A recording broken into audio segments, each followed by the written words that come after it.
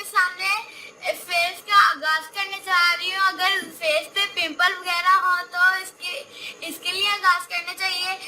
इससे चलाइए शुरू करते हैं, लेकिन इससे पहले आप क्लिक बटन को सब्सक्राइब कर दीजिए। आइए आगाज करते हैं। सबसे पहले एक बोल लेना है। बोल के अंदर हमने डालनी है मुल्तानी मिट्टी 1 स्पून। उसके बाद हमने ऐड करना है हल्दी का भी थोड़ा चम्मच। इसके बाद हमने लेमन जूस, कटोरी के अंदर हमने लेमन जूस कर लेना है।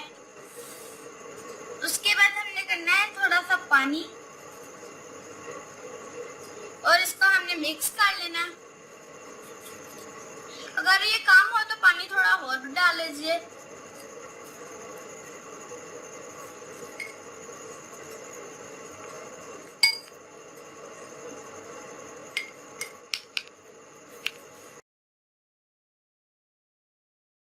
दोस्तों, आपकी स्किन को बहुत खूबसूरत बना देगी। उम्मीद करती हूँ आपको ये वीडियो पसंद आई होगी। लाइक और शेयर जरूर कीजिएगा। तो फिर मिलते हैं एक नई वीडियो में। अल्लाह हाफिज।